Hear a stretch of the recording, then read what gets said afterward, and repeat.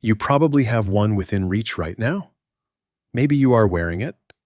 Maybe there is one folded in a drawer, stretched over a chair, buried in the laundry, or saved in the back of your closet because it reminds you of a concert, a school, a team, a person, or a version of yourself you are not quite ready to throw away. The t-shirt feels like the most normal piece of clothing on earth. It is cheap, soft, simple, and almost invisible because we see it everywhere. Kids wear them, billionaires wear them, soldiers wear them, protesters wear them, famous actors wear them.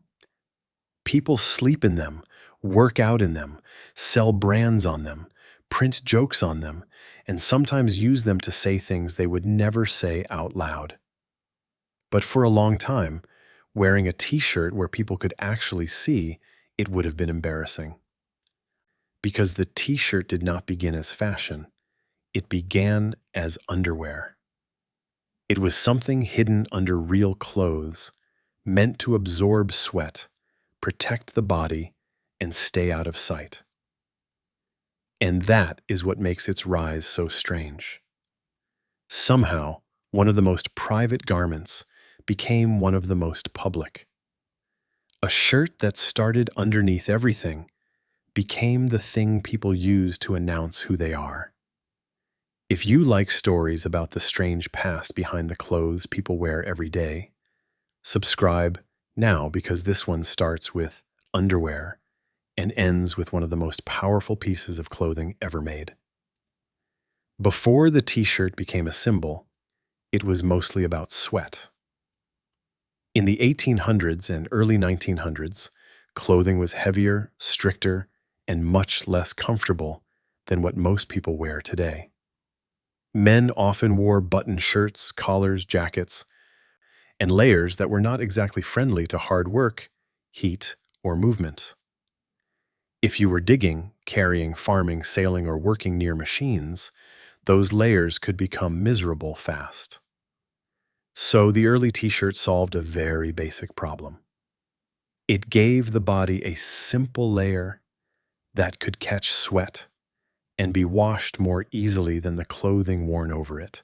It was not glamorous. It was not rebellious. It was practical. And that practical beginning matters because the t-shirt did not first win people over on a runway or in a movie theater. It won because workers and soldiers needed something that could survive heat, dirt, movement, and long days. That is where this quiet little undershirt started moving toward the outside world. The shape was simple for a reason.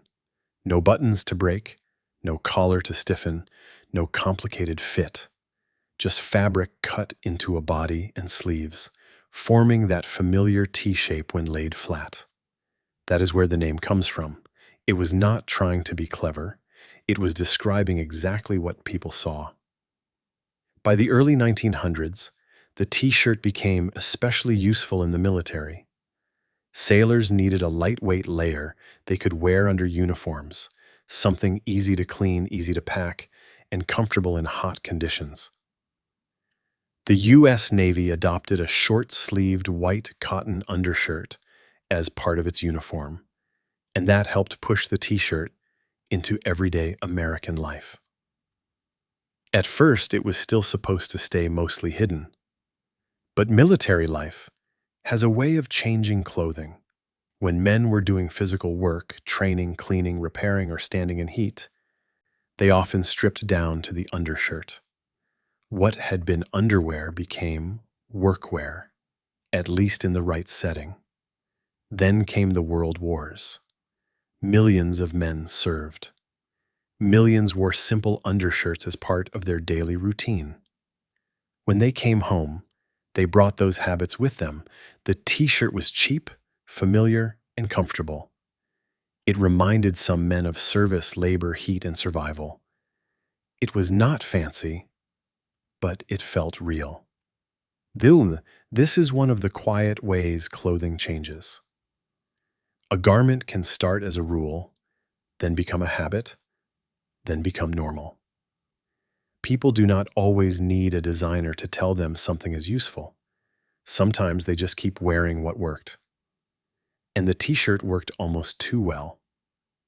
It was easy to mass produce, easy to size, and easy to sell. Cotton made it breathable. Knitted fabric gave it stretch. The lack of buttons made it cheaper and faster to make. Compared with many shirts of the time, it felt relaxed and modern. But comfort alone was not enough to make it iconic. Plenty of useful clothes stay boring forever. The t-shirt still needed something else. It needed a new image. It needed people to look at it and see more than underwear. That shift did not happen in a factory. It happened on screen. When Hollywood took the plain white t-shirt and gave it a body, a mood, and a dangerous kind of confidence. In 1951, Marlon Brando appeared in A Streetcar Named Desire, wearing a tight white t-shirt that did not look like underwear anymore. It looked raw, physical, and impossible to ignore. The shirt showed the body instead of hiding it. It made plain cotton feel charged with attitude. A few years later, James Dean wore the same kind of white t-shirt in Rebel Without a Cause. That image stuck. The t-shirt became tied to youth, rebellion, and the idea that a young man did not need a suit to be seen. He could stand there in denim and cotton and still own the room. That was a major cultural turn. For older generations, a man in public without a proper shirt could look unfinished, poor, or rude. But for younger viewers, the t-shirt looked honest. It looked like someone refusing to dress up for a world that expected obedience. The strange part is that almost nothing about the object had changed. It was still a simple cotton shirt. What changed was the meaning around it. Put the same shirt under a uniform, and it is an undershirt. Put it on a movie star, and suddenly it becomes cool. That is how clothing works more often than people realize. Fabric is never just fabric. It carries signals. It tells people if you belong, if you are trying to fit in, if you are pushing back, if you have money, if you do not care, or if you care very much, but want it to look effortless. The t-shirt became powerful because it could signal simplicity and rebellion at the same time. It was affordable, but it could look stylish. It was plain, but it could feel personal. It was masculine in one decade, casual in another, political in another, and eventually universal. By the 1950s and 1960s, the shirt had escaped its old role. It was no longer just something worn under clothing. It was clothing. Teenagers wore it, workers wore it, athletes wore it, movie fans copied it, stores sold it as an outer garment, not something to hide. And once the t-shirt was allowed to be seen, the next step was obvious. If millions of people were going to wear a blank piece of fabric across their chest, someone was going to realize that blank space could say something. At first, printed t-shirts were mostly practical or promotional. Military units used them, camps used them, companies used them. A shirt could identify a group, advertise an event, or make people feel like they belonged to something. It was simple, cheap, and visible. Then printing got better, faster, and more colorful. Screen printing made it possible to put bold designs on cotton and produce them in large numbers. Suddenly, the t-shirt was not just a shirt, it was a surface. That changed everything. A plain t-shirt says almost nothing. A printed t-shirt can say where you went, what music you love, what team you support, what joke you want strangers to read, what cause you believe in, or what brand you are willing to carry on your body. It can be memory, identity, protest, advertisement, and costume all at once. Think about the oldest t-shirt you still own. Why is it still there? Maybe the fabric is worn thin. Maybe the collar is stretched. Maybe it does not even fit the way it used to. But you keep it because it is attached to something. A trip, a band, a school, a person, a version of your life that still lives in the cotton. That emotional power made the t-shirt perfect for culture. Rock bands sold them at concerts. Political movements printed slogans on them. Brands turned people into walking ads. Sports teams used them as badges of loyalty. Tourist shops filled walls with them. A shirt that once belonged under clothes became one of the easiest ways to be seen. The t-shirt also became democratic in a way many garments never were. A suit needs tailoring. A gown needs an occasion. A uniform needs permission. But a t-shirt is easy. It can cross age, class, gender, and style. It can be cheap or expensive, plain or loud, serious or ridiculous. That flexibility made it almost unstoppable. The same basic garment could be worn by a factory worker, a child, a celebrity, a protester, a student, or a billionaire trying to look casual. Few pieces of clothing can move that easily between worlds. But when something becomes that universal, the story gets darker. Because the world did not just need a few t-shirts. It needed billions. And when billions of cheap shirts are made every year, the real cost often disappears from the price tag. The dark history of the t-shirt is not only about what it means, it is also about how it gets made. A t-shirt can feel almost too cheap. You can buy one for less than lunch. You can get one for free at an event. You can order a pack of them online and barely think about the hands that cut the fabric, stitched the seams, dyed the cotton, printed the design, packed the box, and moved it across the world. But every cheap shirt has a chain behind it. First, there is the cotton. Cotton is soft, breathable, and perfect for t-shirts. But growing it can take huge amounts of water, land, chemicals, and labor. Historically, cotton is also tied to some of the darkest chapters in human history, including slavery, colonial trade, and brutal plantation economies. Long before the modern t-shirt existed, cotton had already been built into systems of power and exploitation. Then there are the factories. As clothing production moved around the world in search of lower costs, many t-shirts began to be made by workers earning very little for long hours of repetitive labor. The cheaper the final shirt needs to be, the more pressure moves down the chain. Brands want low prices. Stores want fast delivery. Customers want bargains. Somewhere far from the checkout screen, workers often absorb that pressure. This does not mean every t-shirt is made the same way. But it does mean the price tag rarely tells the whole story.